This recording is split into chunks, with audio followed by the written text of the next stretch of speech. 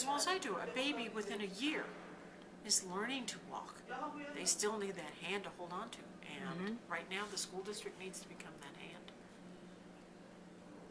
And we need to quit worrying about test scores and whether or not we have money.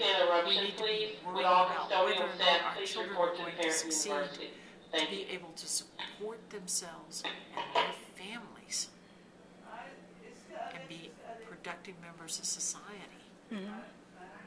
This is about survival at this point, and it's not about the school district surviving. It is about our clientele surviving. So if you had recommendations, what would they be? First steps? First steps is to acknowledge that this school district is a limited English proficient school district, that you have a large limited English population, whether it is just the parents or it's the parents and the students. Then let's look at the cultures that are available. Let's staff our schools according to what is needed. Let's welcome our newcomers and provide them the support they need, which is language. I look at all the children that I have in New American Centers, and I don't have enough New American Centers. Any child coming in with zero language should be in a New American Center. Why? Because they need to learn the language. Yes, they can learn language as they're doing math and social studies and whatever else, but they're not being taught survival English. Their first thing is how do I survive? It's not how do I do 2 + 2, it's how on earth do I get from my front door to the school? And we aren't doing that. We're saying, oh, the school bus comes and you're supposed to get on at this time.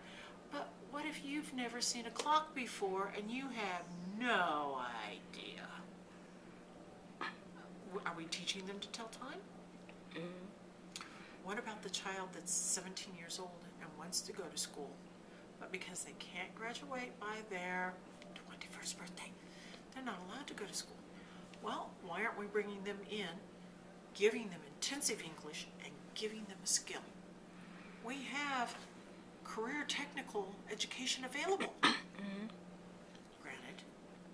Granted, they don't speak English, but a lot of this is hands-on. We can demonstrate it. If we need an interpreter, get a daggone interpreter in there. But give them some way to survive and support themselves. All we say is, oh, we have a lot of welfare. Oh, we have people getting food stamps. Yes, we do, because we do not give them the skills to survive. At this point, it is a survival society. And if you can't survive, what do you end up doing? You end up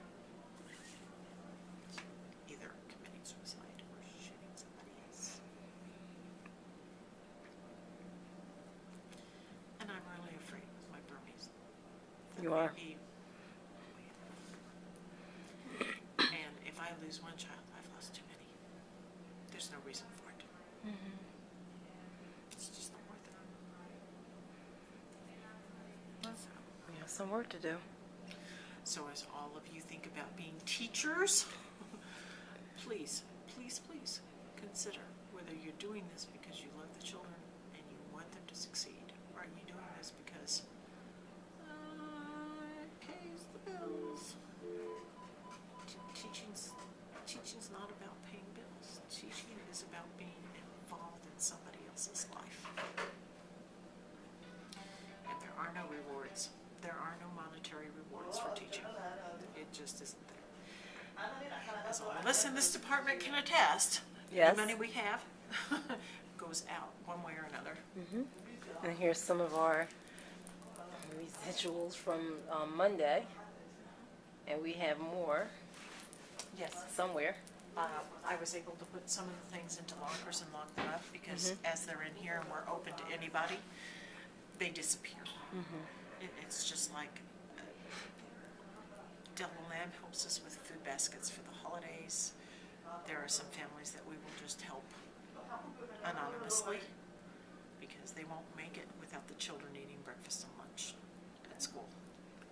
They can't. We have some families with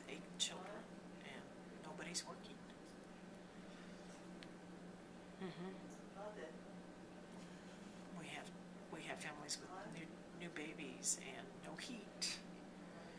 We have children in dire need of mittens and gloves and underwear. They have never worn underwear before, but here it's a necessity.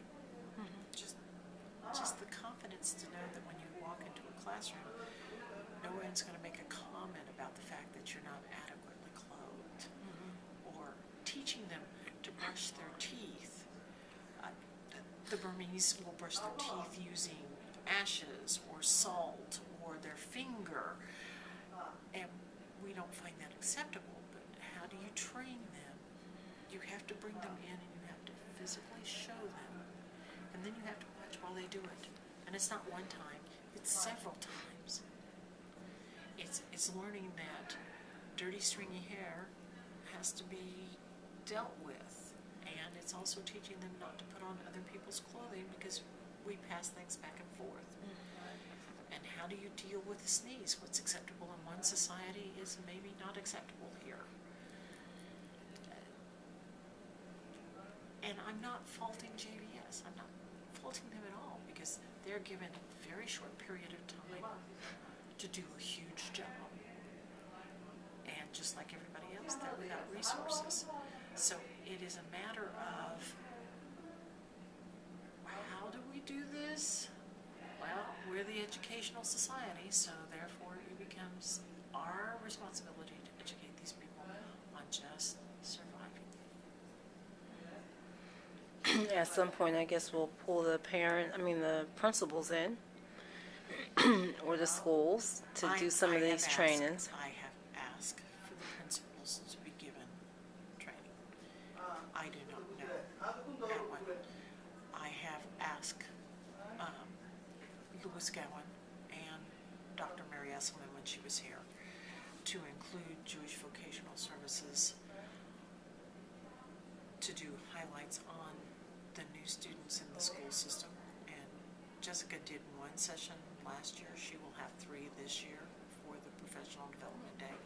But I also asked Alicia to do, just down the street and around the world, with some of our interpreters so that they could talk about the cultures and some of the feelings that they have coming to the U.S. and how they dealt with it. I can tell you about it, but until you hear from them and you experience it yourself, there's really no way for you to comprehend. This is not a 1-hour cultural. No, it's ongoing. It is a constant. It would have to be once a month. It could even be once a week. Sometimes it's just trade places with the students. Let them teach you something. Let them teach you how they write in their language, if they can write in their language. Let them teach you how to play a game in their language. Yeah, bringing the culture to the classroom. Yeah. See how you feel once you don't understand what's going on. Right. Because once you've stepped and changed roles, you become aware of how uncomfortable the child is. And sometimes it only takes 1 minute, and other times for other teachers it will take their lifetime to understand. And I'm not knocking them.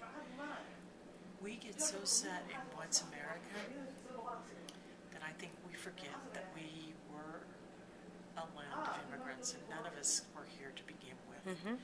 Not even the American Indians, and I'm probably going to get slammed on that one, but at some point they had to come from somewhere else and migrate in. So we are all immigrants, and each one of us brings a different diversity, a different point of view, a different thought process, and a different passion. And part of this goes back to we need to listen to each other. And sometimes I realize that I can harp for hours on this, but part of it is nobody wants to hear it. Pretty soon you keep hearing that stupid violin in your ear and you're going, ooh. Then you're going, wait a minute, oh, yeah, ooh, okay, ooh.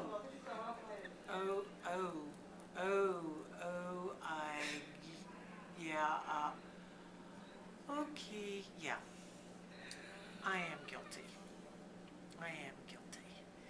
And it's hard for us to say, oops, I made a mistake. It's very hard.